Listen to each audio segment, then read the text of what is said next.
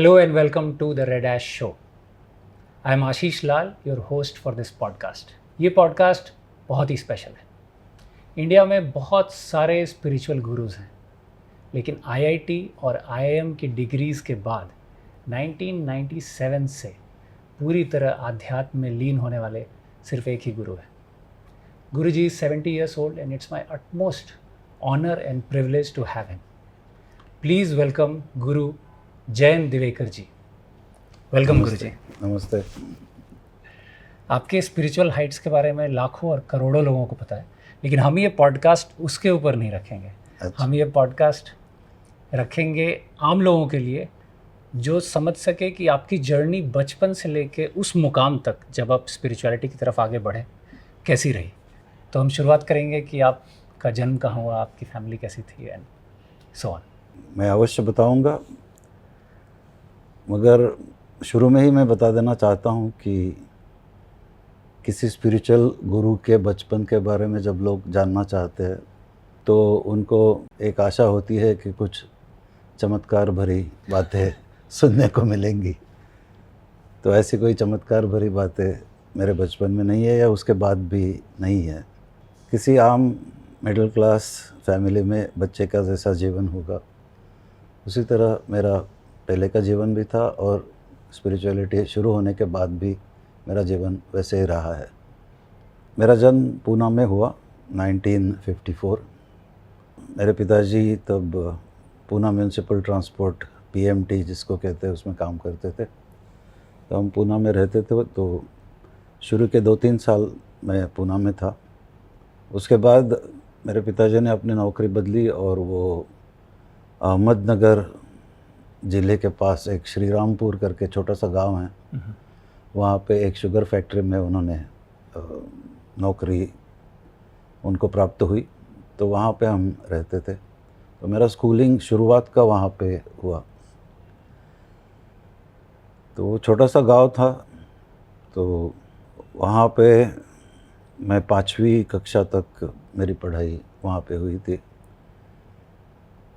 आजकल स्कूल में उम्र के लिए बहुत स्ट्रिक्ट रहते हैं, तो उस प्रकार का माहौल तभी नहीं था। तो पिताजी ने घर में मेरी पढ़ाई करवा के ले ली और मैंने फर्स्ट स्टैंडर्ड की एग्ज़ाम वगैरह दे के सीधा ही उन्होंने मुझे सेकंड स्टैंडर्ड में एडमिट कराया। तो आप ब्रिलियंट स्टूडेंट रहे होंगे। हाँ, कह सकते वैसे भी अगर आईआईटी आईआईएम दोनों क्वालिफाई कर ले तो ब्रिलियंट ही होगा। हाँ है, ऐसे कह सकते कि yes, much better than average. मगर मुझे पढ़ाई में इतनी रुचि नहीं होती थी। लोग मुझे हमेशा कहते थे तुम थोड़ी और पढ़ाई करो तो तुम नंबर 1 आ जाओगे। मगर मुझे कभी इतनी रुचि नहीं हुई कि नंबर 1 आना चाहिए और ज़्यादा पढ़ना चाहिए। तो थोड़ी बहुत पढ़ाई करके 4-5वां नंबर मेरा आ जाता था। तो I was quite happy with that.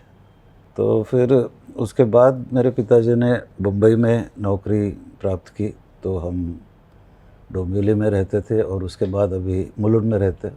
तो 1965 से हम बम्बई में मुलुंड में रहते। आज भी मैं वहीं पे रहता हूँ। तो गुरुजी, आप कुछ अपने पिता के बारे में, माता के बारे में, और आपकी एक सिस्टर भी है। हाँ जी। तो आप अपने बचपन में आपके पापा कैसे आपको लगते थे? क्योंकि जैसे एज चेंज होता है तो अलग लगते हैं। माँ कैसी थी, बहन के साथ कैसा ये था, ये थोड़ा जानना चाहेंगे आपके चाइल्डहुड के बारे में। पापा से शुरू करता हूँ। पिताजी जैसे पहले होते थे वैसे थे, मतलब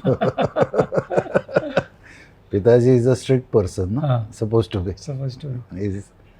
वो अनुशासन रखते हैं घर में। तो पिताजी आए तो हम दूसरे कमरे में चले जाते थे और माता जैसे समझी जाती है कि प्रेम का प्रतीक है, तो she is you are normally comfortable with mother. Right. तो आजकल वो बदल रहा है, मगर पहले तो सब घरों में मुझे लगता है कि ऐसे था कि पिताजी is strict, so you have to be cautious with him. Friendly वाला माहौल कभी बना? मतलब कोई एक एज आया जब आपको लगा कि अब जो पापा हैं वो फ्रेंड की तरह बात करते हैं मुझसे, नॉट लाइक अ फादर? कुछ ज़्यादा नहीं। अच्छा। मतलब थोड़ा बहुत, अभी जैसे बड़े हो गए तो थोड़ा बदल हो गया, मगर ज़्यादा नहीं, फ्रेंड नहीं हो, इतना नहीं है। माँ लेकिन फ्रेंडली है। हाँ, माँ फ्रेंड के जैसी है। हाँ। सिस्टर जो है मेरी बहन 3 साल छोटी है, उसने भी ये सीखा हुआ है, हमारी टीचर है। और अच्छा, हाँ, ब्रह्म विद्या में ही वो। ब्रह्म विद्या में ही है, और हमारे ट्रस्ट की ट्रस्टी भी है। तो वो भी बम्बई में ही रहती है पहले से, और वो कॉलेज में प्रोफेसर थी, कॉमर्स कॉलेज में प्रोफेसर थी, एमकॉम किया हुआ है उसने। उसके भी 2 बच्चे हैं, वही सब संभाल के अपनी प्रैक्टिस करती है, सिखाती है। मेरा स्कूलिंग मतलब मुलुंड में ही ख़त्म हुआ, और आई पास्ड मतलब 11th स्टैंडर्ड जो होता है यहाँ पे, तब मैं 14 साल का था, तो काफ़ी कम उम्र में मैंने 11th पास किया था, और नंबर भी अच्छे आए थे। तो तभी सोच रहे थे कि क्या करें क्या करें, तो इतना तो कुछ पता नहीं था तभी कि क्या होता है, इंजीनियर क्या होता है, डॉक्टर क्या होता है। आजकल बच्चों को जितनी जानकारी होती है उतनी जानकारी तभी नहीं होती थी।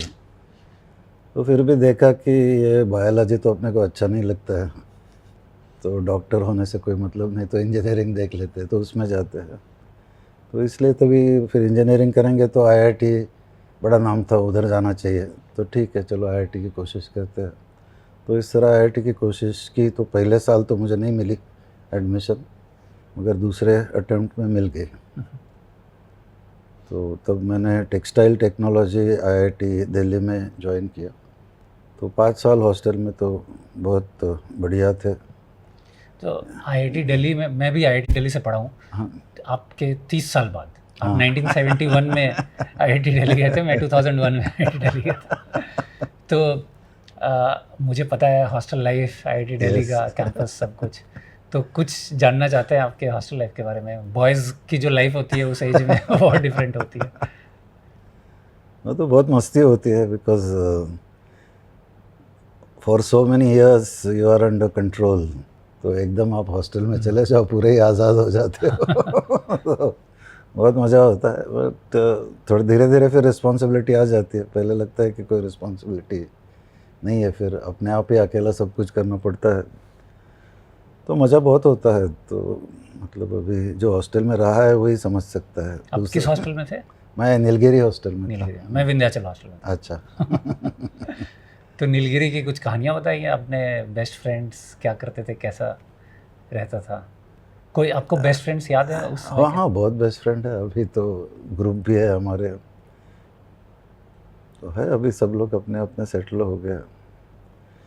अभी मज़ा क्या करते थे, वही जो सब लोग करते हैं, मज़ा वही करते, खाते पीते घूमते थे, सिनेमा देखते थे, यही तो मज़ा करते हैं। मूवीज़ देखने का आपको शौक था? मूवीज़ देखने का बहुत शौक था, मुझे कॉलेज से ही बहुत शौक था, आईआईटी में भी बहुत शौक था। तो वहाँ पे हर फ्राइडे रात को पिक्चर होती थी जो आईआईटी वाले दिखाते थे।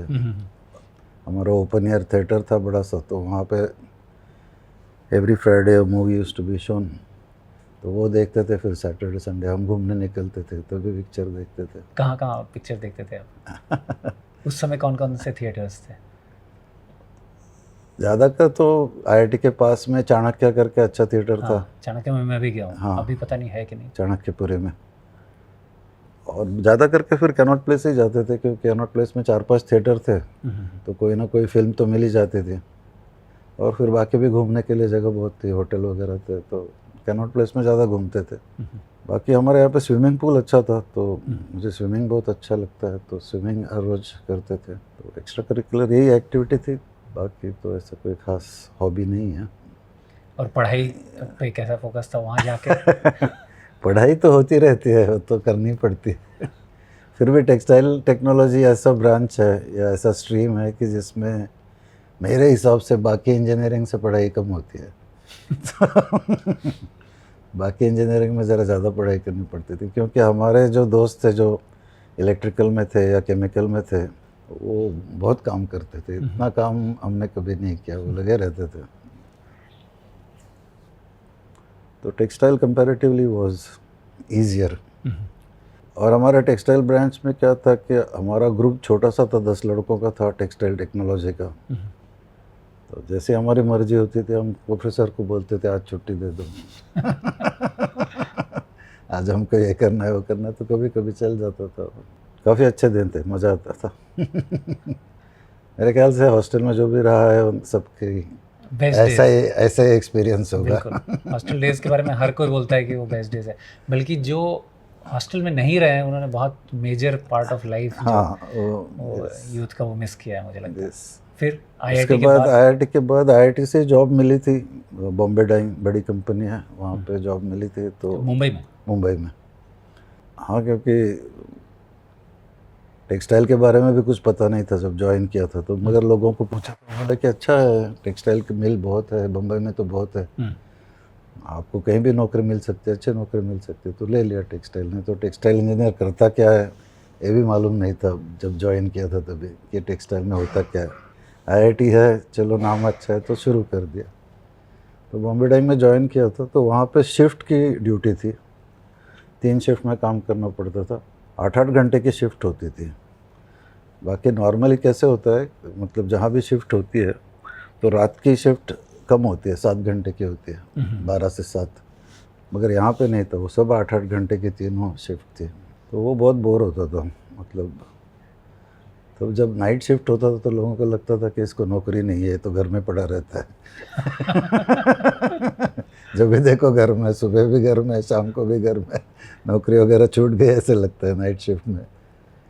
और हर महीने शिफ्ट चेंज होता है। तो ये सोने का प्रॉब्लम होता होगा? हाँ, तो 1 महीने में वो साइकिल फिर सेट हो जाता है, फिर भी इतना ठीक नहीं होता है, मतलब it is not health wise it's not good, मतलब ठीक नहीं लगता है, चला लेते हैं बट नॉट गुड। तो इसलिए मैंने दूसरी टेक्सटाइल मिल ज्वाइन की, तो तभी शोलापुर है साउथ महाराष्ट्र में, तो वहाँ पे बड़ी मिल थी, लक्ष्मी विष्णु मिल्स, तो तभी वो काफ़ी फेमस थी, अभी तो बंद पड़ गई है। तो वहाँ पे मुझे मैनेजमेंट ट्रेनिंग करके ज़रा थोड़ा ज़्यादा तनख्वाह मिली, 200 रुपये ज़्यादा, तो वहाँ चला गया मैं। तो वहाँ पे मैं करीब 1.5 साल था। तो ऐसे आईआईटी करने के बाद 2 साल नौकरी की, मगर वो टेक्सटाइल मिल का माहौल इतना गंदा होता है, आई मीन एक तो आवाज़ बहुत होती है, और सब जगह पे ये फाइबर उड़ते रहते हैं, कॉटन के क्या कहेंगे उसको, छोटे छोटे पार्टिकल्स। उस समय मास्क होते थे जो? नहीं, वो तो आदत हो जाती है, तो उसका कोई प्रॉब्लम नहीं होता है, but it is not good, it's very humid inside, because for the processes वो ह्यूमिड रखना पड़ता है, तो अंदर ह्यूमिड हॉट होता है। तो मैंने सोचा कि अरे सारी ज़िंदगी ऐसे कैसे कटेगी, तो बनता नहीं है, कुछ और करना पड़ेगा। अभी टेक्सटाइल इंजीनियर को और जॉब क्या मिल सकता है, उस वक्त तो ऐसी कोई अपॉर्चुनिटी नहीं थी कि जनरल जॉब कुछ करें। राइट, जैसे मैं सिविल इंजीनियर हूँ, लेकिन मैंने जो जॉब किया पहले 4 साल वो डेटा एनालिटिक्स में किया। अब डेटा एनालिटिक्स जो है स्टैटिस्टिक्स रिलेटेड है, तो अब आईआईटी में मैथ्स आता है तो वो जॉब मिल जाती है, बट मैनेजमेंट का वो जॉब है, एमबीए करके। लेकिन उस समय तो मेरे ख्याल से जो आपने स्ट्रीम किया है वही जॉब, वही, उससे अलावा और कुछ नहीं कर सकते थे, मतलब। और तब आईटी भी इतना नहीं था ज़्यादा, आईटी में तो कोई भी चल जाता है, मतलब कुछ भी बैकग्राउंड चल जाता, तो वैसे वहाँ पर नहीं था। तो मैंने सोचा कि अभी एमबीए करना पड़ेगा, वही एक रास्ता दिखता है। तो इसलिए कोशिश की, तीनों आईआईएम के लिए कोशिश की, यहाँ पे बम्बई में जमनालाल बजाज है उसकी भी कोशिश की, वो सब मिल के एग्ज़ाम देते देते आईआईएम बेंगलोर में मिल गया। वहाँ पे भी फिर से 2 साल हॉस्टल में था, तो वो भी बहुत, वो कैसा रहा? वो बहुत ही मज़ेदार रहा, because I met my wife there, so it was hostel life plus romantic life. तो and Bangalore is like a honeymoon city, if you can say. उस समय तो काफ़ी ठंडा भी होता हाँ, उस समय बहुत अच्छा था Bangalore. The weather use to be good all around the year, it use to be very pleasant. Sweater is not required but very comfortable. मैंने तो सुना है कि पहले बेंगलोर में फ़ैन लगाने के लिए परमिशन लेना पड़ता था, अच्छा, गवर्नमेंट से, इन द ओल्ड डेज। इतना वहाँ पे वेदर अच्छा था। लेकिन वहाँ का सबसे इम्पोर्टेंट मैं जानना चाहूँगा आपकी लव स्टोरी के बारे में। लव स्टोरी तो क्या, कि कैसे आप मिले अपनी वाइफ से, उनका नाम क्या है? वो भी आईआईएम बैंगलोर में? हाँ, वो भी आईआईएम बैंगलोर में एमबीए किया। हाँ, सेम बैच, हमारे क्लास में थे। हाँ, तो उनका नाम मोहिनी है, और she has done MA in political science, Delhi से किया। She is from Delhi, north India. तो जम गया ऐसे, बेस में क्या हो जाता है। कैसे आप मिले, आप बताइए जी। सब मिले दर्शक मतलब क्या, जानना क्लास चाहेंगे। में ही बैठते थे तो मिलते ही रहते थे ना। तो लेकिन ऐसे कैसे, कोई क्या हुआ, आपने प्रपोज किया, क्या हुआ? ये पहलू कोई जानता ही नहीं है आपके बारे में, सिर्फ स्पिरिचुअल के बारे में लोग जानते हैं, तो ये पहलू भी जानना ज़रूरी है। नहीं, ऐसे ही क्लास में मिलते रहते थे, फिर पढ़ाई के बाद लिए मिलते रहते थे, तो ऐसे ऐसे बात बढ़ गई तो बढ़ गया। फिर वहाँ भी सोचा आप क्या, मूवीज़ देखते थे? हाँ हाँ वहाँ पे भी चलता था। तब साथ में मूवीज़ देखने हाँ जाते थे? हाँ हाँ, वहाँ पे भी फेमस है MG रोड, बेंगलोर में कबन रोड, कबन पार्क। उस समय की आपकी कुछ फेवरेट मूवीज़ बताइए, अरे यार ये याद नहीं अभी। कोई भी 2-4। I don't recollect. अभी आप देखते हैं मूवीज़? नहीं अभी नहीं, बिल्कुल अभी नहीं नहीं। देखता हूँ, बोर होता हूँ। अभी अभी देख लिया तो टीवी पे देखते हैं, या फिर अभी तो हर एक चैनल में आ जाती है मूवी, तो थिएटर में जाके बहुत ही कम, बहुत कम। और पहले जैसे अभी इतनी रुचि भी नहीं है। तो आई एम बैंगलोर के भी बहुत सारे फ्रेंड्स अभी भी आपके साथ हाँ हैं? हाँ अभी भी है हमारे, अभी व्हाट्सएप की वजह से सबके ग्रुप भी है। अगर अभी उनके इंटरेस्ट और मेरे इंटरेस्ट में फ़र्क पड़ जाता है तो ज़रा इतना पहले जैसा नहीं है। मतलब बात तो होती रहती है, कभी कभी बॉम्बे में मिलते भी है, मगर अभी वो अलग बात करते हैं, मैं अलग बात करता हूँ। इतना पहले जैसा नहीं है। तो आई एम के बाद फिर शादी आपकी? IIM के बाद हम 81 में पास आउट हुए, और 81 में ही शादी हो गई हमारी। माई वाइफ इज़, मतलब उनका HR में जॉब था, तो HR में जॉब करती रही वो। मुंबई में ही? हाँ मुंबई में। आप लोग फिर वापस मुलुंडी आ गए? हाँ मुलुंडी रहते थे। तो शादी होने के बाद स्पिरिचुअल टर्न आ गया। तो शादी का कोई संबंध नहीं है। हाँ क्योंकि शादी के बाद मैं जॉब चेंज कर रहा था। तो आप आई एम के बाद कौन से कंपनी? उसके बाद मैं एक फाइनेंशियल इंस्टीट्यूशन है, स्टेट फाइनेंशियल इंस्टीट्यूशन, सीकॉम करके, तो state industrial investment corporation of Maharashtra, SICOM. So they give loans, at that time they were giving loans up to 50 lakhs। तो वहाँ पे प्रोजेक्ट अप्रेजल टीम होती थी, तो उसमें वो क्वालिफाइड ऐसे इंजीनियर MBA बहुत लेते थे। नहीं तो गवर्नमेंट में नॉर्मली वो प्रेफर नहीं करते थे, मगर ये यहाँ पे लेते थे सीकॉम में। तो प्रोजेक्ट अप्रेजल टीम में मैं था। तो अभी वहाँ पे पैसे कम थे गवर्नमेंट के पास, तो कोई प्रोजेक्ट पास ही नहीं हो रहे थे। मतलब प्रोजेक्ट अच्छा है फिर भी पैसे नहीं है, तो वो पास नहीं होता था। तो हमको कुछ काम नहीं था तो छोड़ दिया, फिर बैठे बैठे क्या करेंगे। उसके बाद मैंने काफ़ी जगह पे काम किया, गरवारे में था, उसके बाद टाटा में था, लैक्मे में। तो लैक्मे के 2 डिवीज़न थे, कॉस्मेटिक्स और फार्मास्यूटिकल, तो दोनों में थोड़ा थोड़ा काम किया। उसके बाद मैं बिरला में था, आदित्य बिरला ग्रुप में, ग्रासिम इंडस्ट्रीज। तो जब आप वहाँ पे जॉब करते थे तो जैसे रेगुलर कोई भी हाँ हाँ इंसान जॉब करता है वैसे आपका कोई normal भी job। बेंट ऑफ माइंड इधर स्पिरिचुअलिटी की तरफ नहीं था इतने सालों तक? IIM के बाद मेरा पहला जॉब सीकॉम का था, जैसे मैंने बताया था। तब तक तो कभी भी स्पिरिचुअलिटी का ख्याल नहीं आया था, ज़्यादा रिलीजियस रुझाव भी नहीं था। अभी घर में जितना थोड़ा बहुत चलता था, कभी साल में एक बार पूजा हो गई वगैरह, तो उतना चलता था। बाकी महाराष्ट्र में भी गणपति बहुत पॉपुलर है, तो हमारे घर में गणपति आता है, हर साल आता था तभी। मगर इसके अलावा ज़्यादा कुछ रिलीजियस स्पिरिचुअल ऐसे किसी बात में इतना रुझाव नहीं था। वो एकदम ही शुरू हो गया, जैसे सीकॉम छोड़ के मैं दूसरी जॉब ज्वाइन करने के लिए वेट कर रहा था। 1-2 महीने की छुट्टी ली थी बीच में, तो तभी एक किताब मैंने पढ़ी। तो महाराष्ट्र में एक प्रसिद्ध संत है, संत रामदास, जो शिवाजी महाराज के गुरु भी थे। अच्छा। तो उनकी एक छोटी सी किताब है जिसमें उन्होंने मन को उपदेश किया हुआ है। क्या क्या नाम है उसका? मराठी में उसको मनाचे श्लोक कहते हैं। तो काफ़ी घरों में बच्चों को कंठस्थ किया जाता है बचपन में, तो बचपन में हमने भी कंठस्थ किए थे, याद थे, मगर वो तो तोते के जैसे रटा हुआ था, उसका मतलब कुछ मालूम नहीं था। तो ऐसे ही बोल सकते थे कि इसको आता है, हाँ ये रिसाइट कर सकता है। तो उसकी एक किताब मिली कि जिसका एक्सप्लेनेशन उसमें दिया हुआ था। तो जैसा मैंने वो एक्सप्लेनेशन पढ़ा तो वो मुझे बहुत इंटरेस्टिंग लगा, और तब से फिर स्पिरिचुअल क्वेस्ट या उस विषय में रुचि शुरू हो गई। तो उसके बाद फिर मैंने काफ़ी किताबें खरीदी, पढ़ी, क्योंकि पढ़ने का शौक़ पहले से ही था, मगर और नॉवेल्स वगैरह ऐसे पढ़ते थे, जो भी हाथ में आ जाए वो पढ़ लेते थे। तो फिर वो सब किताबें हट गई और सारी स्पिरिचुअल किताबें आने लगी। तो वो जो किताब आपने पढ़ी थी, हाँ, उससे क्या ट्रिगर हुआ, मतलब आपको क्या ऐसा लगा जो आपका रुझान इतना उसकी तरफ चला गया? नहीं, पहले तो ज़िंदगी का मकसद क्या है, ज़िंदगी किस लिए है, इसके बारे में कोई सोचता ही नहीं है। जो आसपास के लोग करते हैं वही सब करते चलते जाते हैं। जैसे भेड़ चाल होती है, तो भेड़ चाल में सब लोग चलते हैं। तो उसी तरह से हमको भी ये करना है, हमको भी ये करना है, अच्छी नौकरी चाहिए, अच्छी छोकरी चाहिए इसी तरह वो चलता जाता है। तो वो किताब पढ़ने से फिर ध्यान में आया कि नहीं, ज़िंदगी का और भी कुछ मकसद है।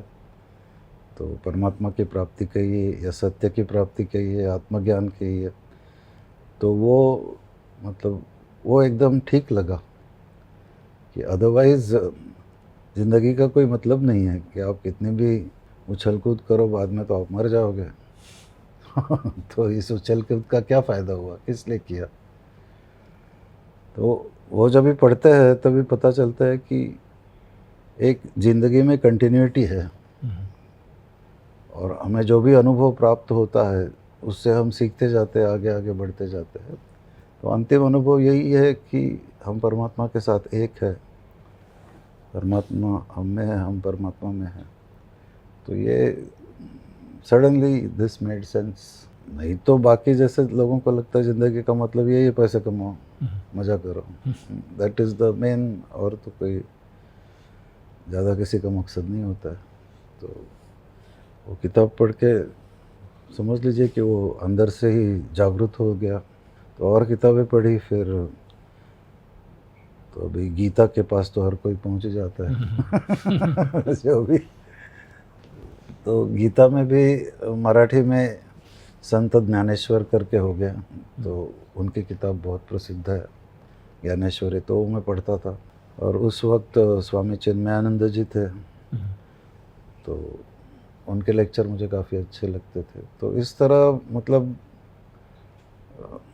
इंटेलेक्चुअल इन्फॉर्मेशन काफ़ी कलेक्ट हो रही थी, ये पढ़ पढ़ के, सुन सुन के।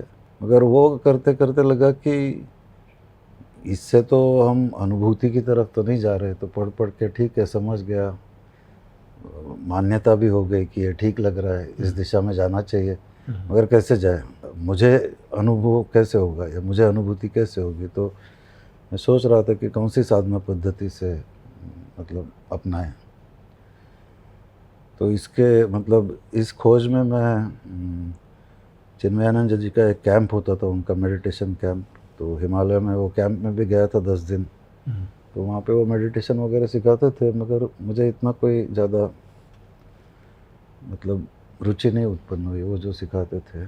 और उसी वक्त मेरे जो गुरुजी है, गुरु ज्योतिर्मयानंद, उनका नाम के.एस. रामनाथन था, और वो भी अपने गृहस्थ आदमी थे। वो भी नाम ज्योतिर्मयानंद उन्होंने लिया था और गृहस्थ आदमी थे। तो वो एक क्लास ले रहे थे मुलुंड में ही, तो उसकी इन्फॉर्मेशन मुझे मिली, तो वो मैंने ज्वाइन किया। तो वो मुझे ठीक लगा। जब वो सिखा रहे थे, उसका नाम मेंटल फिजिक्स था। मेंटल फिजिक्स, मन का फिजिक्स, यू कैन से हाउ माइंड ऑपरेट्स और लॉज ऑफ माइंड। और उसी का नाम उन्होंने बाद में बदल के ब्रह्म विद्या कर दिया। तो उसकी मैंने पहली क्लास की थी। तो पहली क्लास करने के बाद, ये 1983 में पहली क्लास की थी, तो उसके बाद भी मुझे इतना मतलब समाधान नहीं हुआ था कि मुझे कुछ मिल गया है। यद्यपि उन्होंने जो भी सिखाया था मैं उसका अभ्यास करता था नियमित रूप से, फिर भी अभी तक ऐसा कोई अनुभव नहीं हुआ था, ऐसा कुछ अंदर से नहीं लगा था कि यही मैं ढूंढ रहा हूँ, यही सबके लिए मार्ग हो सकता है। फिर उसके बाद उनका एक एडवांस कोर्स होता है 2.5 साल का। पहला कोर्स जो होता है वो 6 महीने का होता है, उसके बाद 2.5 साल का एडवांस कोर्स था। तो वो एडवांस कोर्स मैंने ज्वाइन किया 1985 में। तो वो कोर्स करते करते और उसका अभ्यास, उसकी प्रैक्टिस करते करते मुझे ऐसा अनुभव हुआ कि जो मैं ढूंढ रहा हूँ वो यही है। तो तब से मैं खुद प्रैक्टिस कर ही रहा हूँ। और फिर 89 में मैंने सिखाना चालू किया। और ये सब करते हुए जॉब भी चल रहा था, वहाँ पे भी मतलब नॉर्मल तरक्की हो रही थी, नथिंग एक्सपोनेंशियल, एकदम बहुत ज़्यादा नहीं, मगर नॉर्मल तरक्की हो रही थी, प्रमोशन हो रहा था, तनख्वाह बढ़ रही थी, तो वो भी अच्छा चल रहा था। तो आपकी फैमिली भी हाँ, बच्चे थे? मेरा एक लड़का है, तो उसने मरीन इंजीनियरिंग की हुई है, तो वो भी अभी काफ़ी बड़ा है, उसके भी 2 बच्चे हैं, पूना में रहता है। अच्छा। मतलब नौकरी वगैरह संभाल के आप स्पिरिचुअल भी कर सकते हो। तो ऐसा मेरा खुद का अनुभव है। हमारे सारे जो टीचर है वो भी ऐसे ही है, तो वो भी सब गृहस्थ लोग हैं और बाकी अपना सब काम संभाल के सिखाते हैं, अपनी प्रैक्टिस करते हैं, and you can make good spiritual progress. तो जो 2.5 साल का कोर्स था उसमें कैसे होता था? आप जॉब भी करते थे उसके साथ हर वीक? हाँ, हमारा जो कोर्स होता है मतलब अभी भी तो हफ्ते में 1 बार होता है, बाकी प्रैक्टिस आपको रोज़ घर में करनी होती है। मगर हर हफ्ते कुछ नया सिखाया जाएगा, आइदर फिलोसॉफिकल पार्ट और प्रैक्टिस पार्ट। तो हमारे कोर्स में 2 पार्ट है, एक फिलोसॉफिकल पार्ट है कि जिसमें जीवन के नियम बताए जाते हैं कि सत्य ऐसा है, इसके बारे में सोचो, और ये सत्य जीने के लिए प्रैक्टिस है या प्रैक्टिकल मेथड्स है कि वो करने से वो सत्य आप जी सकते हैं। इस तरह से रचना की हुई है कोर्सेज की। जैसे किसी साइंटिफिक कोर्स में होता है कि थियरी होती है, and theory has to be ratified with experiments in laboratory. So exactly in the same way कि हम सत्य सीखते हैं और लेबोरेटरी अपनी खुद की ज़िंदगी है, तो उसमें जी के ढूंढ निकालना है कि चलता है कि नहीं। तो जॉब के साथ आप स्पिरिचुअलिटी की तरफ अग्रसर हो रहे थे, तो क्या आपकी वाइफ भी इससे अफेक्टेड हुई? क्या वो आपके साथ हैं ये स्पिरिचुअल जर्नी में, या उनकी अपनी जर्नी थी जॉब की और फैमिली की? इस विषय में मैं बहुत भाग्यवान हूँ, क्योंकि शुरू से ही मेरी पत्नी मेरे साथ थी। जो हमने पहले कोर्स किया था वो दोनों ने इकट्ठा किया था। अच्छा। तो दोनों ने इकट्ठा हमने सीखा था। जितनी नियमितता से मैं अभ्यास करता था उतना वो नहीं करती थी, मगर उसको अच्छी लगी थी और उसको हमारे गुरुजी भी अच्छे लगे थे, तो उसको आदर था। तो उसने कभी मुझे ये करने से रोका नहीं, और जितना हो सके उसने हमेशा मुझे सहयोग ही दिया है। तो दैट इज़ क्वाइट फॉर्चुनेट। हाँ, क्योंकि काफ़ी घरों में मैं देखता हूँ कि यदि पत्नी करती है तो पति को अच्छा नहीं लगता है, पति करता है तो पत्नी को अच्छा नहीं लगता है, और स्पिरिचुअलिटी में उनको ऐसे लगता है कि अब ये चल गए हैं, अब ये छोड़ के चले जाएंगे सब कुछ। तो ऐसा तो करने की कोई ज़रूरत नहीं है। आप जहाँ भी हो, जो भी करते हो, उसमें आपकी स्पिरिचुअल प्रोग्रेस हो सकती है, मगर सबके दिमाग में ऐसा बैठा है कि स्पिरिचुअलिटी मतलब नॉर्मल जीवन छोड़ देना ज़रूरी है। तो ऐसा ज़रूरी नहीं है।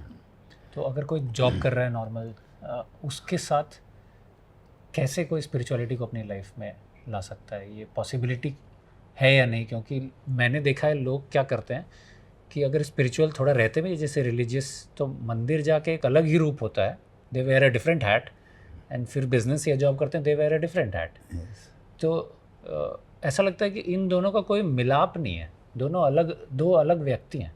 तो क्या किया जा सकता है जिससे हम ये स्पिरिचुअलिटी को उतार के अपने नॉर्मल लाइफ में रख सकें और जॉब में भी वो डाल सके, बिजनेस में भी कर सके और प्रैक्टिस भी कर सके? क्या ये पॉसिबल है? क्योंकि ज़्यादातर लोग समझते हैं कि ये पॉसिबल ही नहीं है। बिल्कुल पॉसिबल है, मेरे हिसाब से तो बिल्कुल पॉसिबल है। मुझे तो लगता है कि जो गृहस्थ होगा उसको अच्छी स्पिरिचुअल प्रोग्रेस करने का चांस ज़्यादा मिलता है, क्योंकि उसके लिए चैलेंजेस ज़्यादा है, तो वो ज़्यादा सीख सकता है। जबकि आप सब छोड़ के चले जाओ तो एक तरह से ज़िंदगी के जो चैलेंजेस है उससे आप भाग जाते हो। तो ज़िंदगी जीते जीते आप मेरे हिसाब से ज़्यादा अच्छी तरह सीख सकते हो। आप ऐसा सोचिए कि परमात्मा की ये इच्छा है कि आदमी की स्पिरिचुअल प्रोग्रेस हो। तो अगर आदमी की स्पिरिचुअल प्रोग्रेस हो, ये परमात्मा की इच्छा है, तो वो इस तरह का जीवन क्यों बनाएगा? कि जिसमें इकट्ठा रहना ज़रूरी है, वो ऐसे जीवन बना देता कि जिसमें सब अकेले रहेंगे। तो जो भी परमात्मा ने हमें दिया है वो अपने प्रगति के लिए अनुकूल है। हमको ये देखना चाहिए कि उसका इस्तेमाल कैसे अच्छी तरह से करें। मगर मतलब रूढ़ी की वजह से ऐसा सबके दिमाग में बैठा हुआ है कि दैनंदिन जीवन जीते हुए आप आध्यात्मिक प्रगति नहीं कर सकते। आध्यात्मिक प्रगति करने के लिए सब कुछ छोड़ छाड़ के जाना ज़रूरी है। तो मेरे हिसाब से वो इतना सही नहीं है। छोड़ छाड़ के जिनको जाना है वो भी जा सकते हैं, लेकिन साथ में जो गृहस्थ ज़िंदगी जी रहे हैं उसके साथ भी स्पिरिचुअलिटी को इंक्लूड किया जा सकता है। मेरे हिसाब से बिल्कुल कर सकते हैं। और जैसे मैंने कहा कि गृहस्थ ज़्यादा कर सकते हैं। बल्कि मैं अपना, आप तो बहुत महान व्यक्ति हैं, मैं एक सिंपल सा इंसान हूँ, लेकिन मैं 24 साल से योगासन करता हूँ, प्राणायाम करता हूँ, मेडिटेशन करता हूँ ऑलमोस्ट हर रोज़। हाँ, और बाकी जॉब भी नॉर्मल करता हूँ। तो मैं बिल्कुल सहमत हूँ इस बात से कि अगर हम प्रायोरिटी दें उस चीज़ को तो हम उसके लिए टाइम निकाल सकते हैं। बिल्कुल निकल सकते हैं। और कितना टाइम आपको लगता है कि अगर निकाला जाए तो हम स्पिरिचुअल ग्रोथ भी कर सकते हैं, साथ में अपना जॉब भी मेंटेन कर सकते हैं? जैसे हमारा शुरू का कोर्स है जिसको हम बेसिक कोर्स कहते हैं, प्राथमिक अभ्यासक्रम, वो 6 महीने का होता है। तो उसमें हम कहते हैं कि शुरू में आप 20 मिनट श्वसन प्रकार जो ब्रीदिंग एक्सरसाइजेस है उनके लिए देने चाहिए और 20 मिनट ध्यान के लिए देने चाहिए। इतना कम से कम देना चाहिए कि जिससे आप शरीर और मन से स्वस्थ रहे। जी। और जैसे जैसे आपको खुद को कुछ लाभ प्राप्त होगा तो आप अपने आप ज़्यादा समय देने के लिए तैयार हो जाएंगे। तो फिर आप धीरे धीरे बढ़ाइए। तो हमने जो सिखाया है वो सब श्वसन प्रकार आप रोज करेंगे तो उसको 1 घंटा करीब लगता है। और ध्यान भी आप थोड़ा ज़्यादा करेंगे उसको आधा घंटा पौना घंटा लगता है। तो इतनी प्रैक्टिस आप कर सकते हैं और इतनी प्रैक्टिस करेंगे तो फिर कुछ आध्यात्मिक प्रगति आप महसूस कर पाएंगे। 20-20 मिनट करके आध्यात्मिक प्रगति महसूस नहीं कर पाएंगे, मगर शारीरिक और मानसिक लाभ अवश्य प्राप्त होगा। तो इस तरह हम मतलब बेसिक कोर्स के लिए कहते हैं कि 20-20 मिनट आप दो। जैसे वो एडवांस कोर्स में आता है उसको कहते हैं कि धीरे धीरे प्रैक्टिस बढ़ाओ, एकदम मत बढ़ाओ। क्योंकि एकदम तुम बढ़ाते हो तो 2 दिन करते हो फिर तीसरे दिन बोर हो जाते हो। तो धीरे धीरे 5-5 मिनट करके बढ़ाओ और स्टडी रखो, क्योंकि स्टडी प्रैक्टिस बहुत महत्वपूर्ण है। जी। हाँ, आप सिर्फ वीकेंड पे करोगे तो उससे काम नहीं होता है। हाँ, मतलब consistency is more important than intensity. Yes. एक दिन बैठ के आपने 6 घंटे कर लिया मेडिटेशन, हाँ, नहीं और फिर 2 महीने बाद तो वो नहीं होगा। नहीं। It is about every day हाँ, doing every day you have to do so that वो आपके जीवन का एक अंग बनना चाहिए। जी। एंड देन आपका जो स्पिरिचुअल डेवलपमेंट होगा वो आपके बिजनेस लाइफ में भी नज़र आएगा।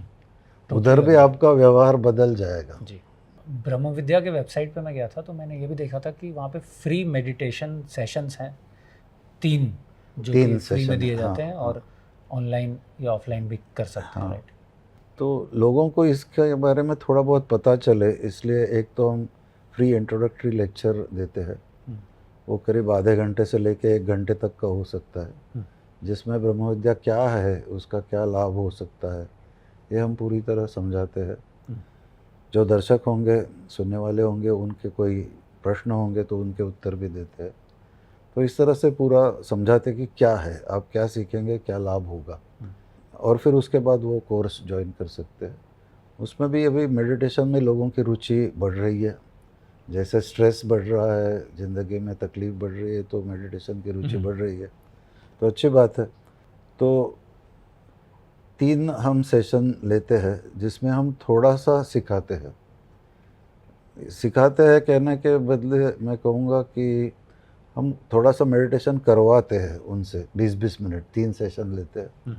तो अगर उसमें आपको एडवांटेज लगता है कि भाई 3 सेशन आपने फ्री में किए तो पूरा सीखना चाहिए, ऐसा आपको लगेगा तो आप फिर कोर्स ज्वाइन कर सकते हैं। तो इसलिए ये शुरू किया है। तो मेडिटेशन उसमें काफ़ी लोग ज्वाइन करते हैं और फिर कोर्स में भी आते हैं। मेरे ख्याल से ये बहुत ज़रूरी है, क्योंकि लगता है लोगों को कोर्स ज्वाइन करना पड़ेगा तो कैसा होगा, क्या होगा। उससे पहले अगर फ्री में मिल जाए तो कम से कम आप वो चख सकते हैं कि स्वाद कैसा है। थोड़ा और उसके हिसाब से अगर आप अलाइंड है उसकी तरफ तब आप आगे जा सकते हैं। तो मेरे और ख्याल से आजकल अभी सिखाने वाले भी बहुत हो गए, तो जी विशेषकर ये लॉकडाउन के बाद या लॉकडाउन में बहुत हो गया क्लासेस। पहले इतने नहीं थे, मगर अभी तो हर कोई उठ के सिखाना चालू कर देता है। हम इसके आगे भी जानना चाहेंगे कि फिर कैसे ब्रह्म विद्या साधक संघ की स्थापना हुई 1997 में, और फिर अब तब से लेके अभी तक 27 साल तक क्या हुआ, लेकिन वो अब ऑडियंस को नहीं बताएंगे क्योंकि वो अगले पॉडकास्ट में हम उसके बारे में बात करेंगे। ज़रूर, अवश्य बात करेंगे। अभी हम यहाँ तक जानना चाहते थे कि कैसे एक जो नॉर्मल सा इंसान है, कैसे उनकी रुचि स्पिरिचुअलिटी की तरफ आई और फिर वो कैसे उसमें एंटर कर। नेक्स्ट में हम लोग जानेंगे कि कैसे आप वहाँ से लेके यहाँ तक पहुँचे जिसमें लाखों करोड़ों लोगों को काफ़ी फ़ायदा हुआ है। अवश्य, धन्यवाद। So stay tuned. Next month we'll come up with the next podcast with Guruji. Thank you.